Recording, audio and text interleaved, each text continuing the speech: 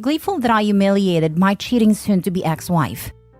Back in February, my newlywed wife went away for a week to see her family and friends, which we had moved across the country from for her fellowship. I didn't come with her as I was saving my PTO to cash out to help fund our next move, which would have been last month, and I also needed some dental work done and couldn't delay it anymore. While she was staying with her family, she called me. I could sense something off in her voice, so I asked her what was wrong. She told me how unhappy and alone she has felt since we had moved. She said it felt more like a roommate, and that I had ruined her fellowship for her because I didn't care for the area we were living in. Very high cost of living. I felt incredibly guilty hearing this. We had only been married 5 months, together for 6+ years total, and living with each other 4.5 years, and she was already suggesting marriage counseling. I didn't protest. I was eager to work things out, as I adored and loved her very much. Over the next several weeks, I was planning activities for us every weekend, on top of doing all the cooking and cleaning in the apartment. I'd always done this though. We had our first marriage counseling session, and my wife said she feared that maybe we were just too different or incompatible. Hearing this felt like a gut punch. Where was this concern prior to moving and getting married? Then came March 31st and April 1st. We went out on a former for a long walk after work and some drinks. She told me she was feeling better about things, and I felt a huge sigh of relief. The next day, we went out for breakfast, then spent the rest of the day car shopping until she found something we liked. After that, I took her out to a very nice restaurant for dinner. From there, we went to the hot tub and had some passionate session. I felt like we're starting to get out of the valley. April 2nd, I'll never forget this day. I woke up early, and despite the last few days seemingly going well, I still didn't feel like things were quite right. When my wife had told me 2 months prior she wasn't happy, I confided this to my mother. My mother's first comment to me was, there might be someone in her office. I didn't want to believe that, but it was always in the back of my head. I was up early as I mentioned, and my curiosity got the best of me, so I checked her phone. Sure enough, there was someone in the office. Someone she was texting minutes after we were intimate. Someone she had been sending nudes to, meeting up with, and planning future dates with. I was crushed, but then I exploded. For the last several weeks, I had been beaten down thinking I was the cause of her relationship falling apart, only to find out her affair began coincidentally a few days before I received her phone from her parents' house. I woke her up and asked her, what the heck is this? At that point, I just needed to unload. I called her every name in the book to break her down and to hurt her. I then called her affair partner, but he didn't pick up. So I left him some threatening messages about beating him up and exposing them in the office. He was a subordinate of hers and engaged himself. Maybe his fiancé would like to know? At that point, I just felt I needed to leave.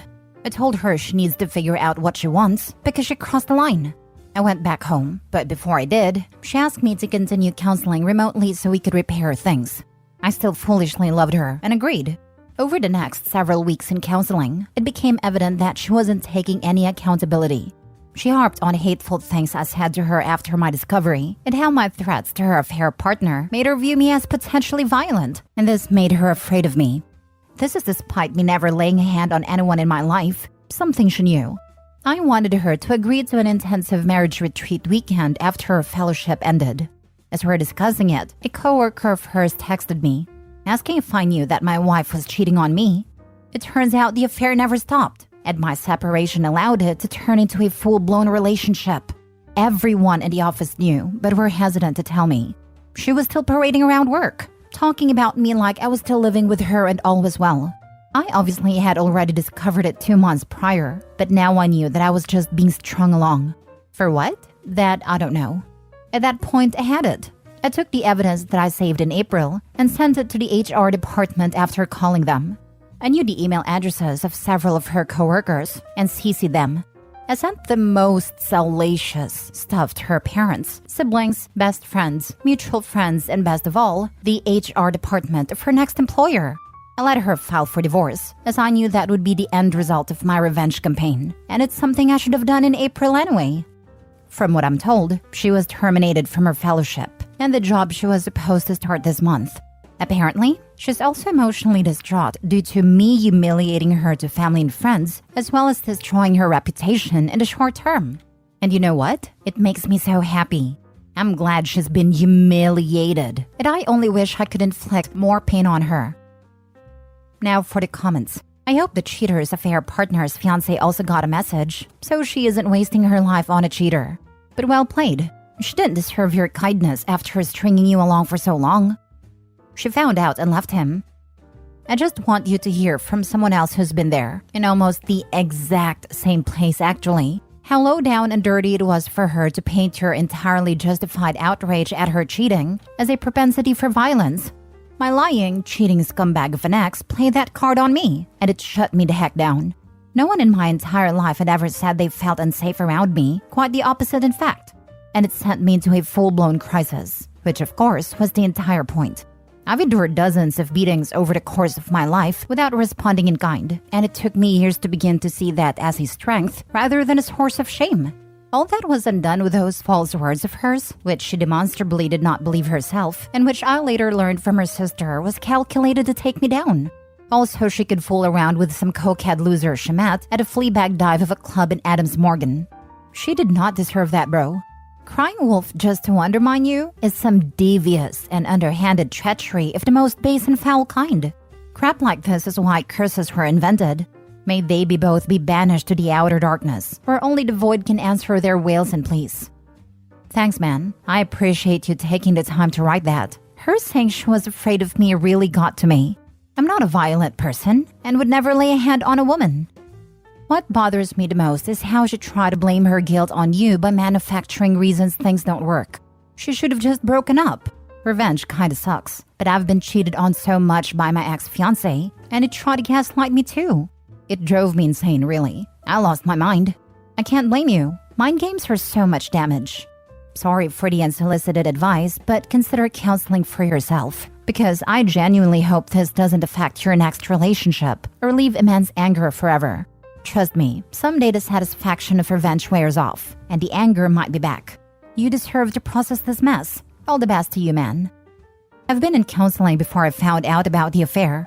When my soon-to-be ex called me in February to tell me how unhappy she was, she told me I needed counseling to work on myself. Now I'm working on myself, but not in the way I had intended when I started. My ex pulled the "I'm afraid that you lay hands on me" BS too when we were getting divorced. Spread lies that she needed to get her and our kid away because she felt unsafe.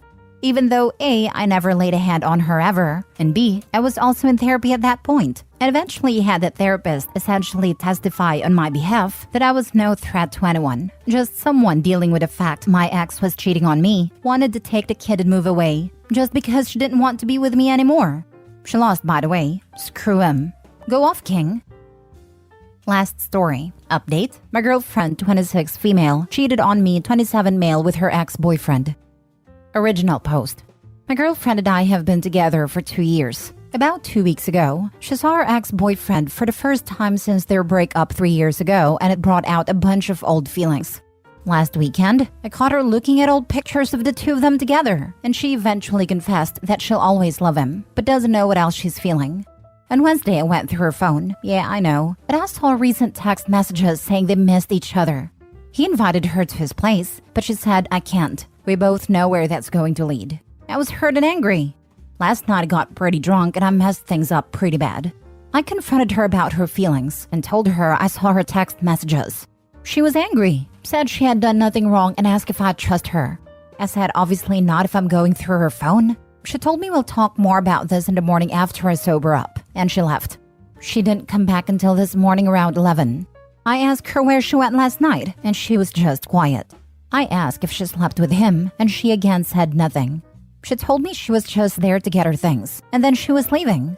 I asked her why, and she finally admitted to still being in love with him. She said she does love me, but I'm not him. No one ever will be.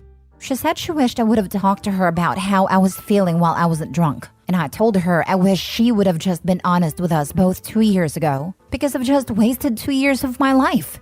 I told her to grab her things and get out. I left because I couldn't be there anymore, and so I'm standing outside when I left. I'm having a hard time with all of this, coming to terms that she was never in love with me, accepting she'd rather be back with someone who made her miserable. I'm staying with a friend because I couldn't go back to that apartment right now. We share the same group of friends. I'm going to have to see her at some point, with him. How do I get over this? Now for the top advice before reading the update. I don't have to read this. Leave her, bro. You don't have time for this. He already left, thankfully. He's understandably trying to deal with getting over someone lying so extensively to him for so long. That can absolutely mess someone up. She's gonna freaking crawl back, and you better not take her back if you even have an ounce of self-respect, my guy. Only time will heal this crap. I was 5 years into mine when she cheated and left me for a rando that was banging all her friends too. She tried to come back and I told her to get lost. I'm sorry, man. I hope you healed from it. It's just hard right now. I freaking loved her. There's nothing wrong with it, friend. That ache proves you loved properly and that your heart is working properly. It was the wrong person, but that's on her and not on you. Just remember that love is worth the investment, but you gotta love yourself just as much as the other person.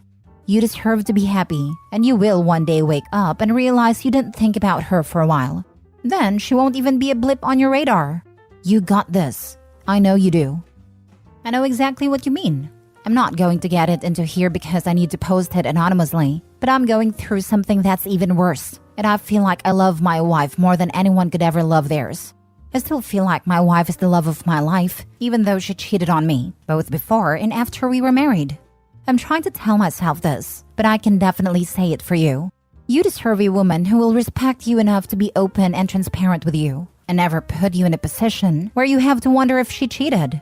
Unfortunately, the ranks of cheaters grow every single year, and our society is condoning cheating, so that trend will only get worse. But back to you. You will get over her. You've got this. Be grateful you haven't added being married to her for 2.5 years and in love with her for nearly a quarter century to your story. Insist on being respected. Cut off this cheater. Take some time away from your friend group if you're going to run into her at all. After some time passes, you might lose some friends permanently, but I wouldn't be around them, the ex and her ex/new boyfriend, ever again. That's just gross and cringy. Real friends will understand and make their choice. They don't even have to choose between you, just to know that you all won't be in the same place at the same time. Hopefully at least a couple of them will kindly give you a heads up for future possible functions you might run into each other. Some of them should be cool with you asking up front, will so-and-so be there? It's not a weird question, and anyone who says so isn't a friend to you. Just avoid being around her at all, and I do advise a break from everyone for a while. Any friends you had on your own first should be safe to hang out with. Go do some stuff with them or by yourself for a few weeks. Things will settle down.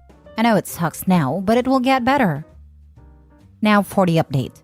I went back to my place the next day. I couldn't go back to an empty apartment on the first night. It looked so empty without her things there. She also took something that was mine while moving out. I'm pretty sure they did it on my bed too.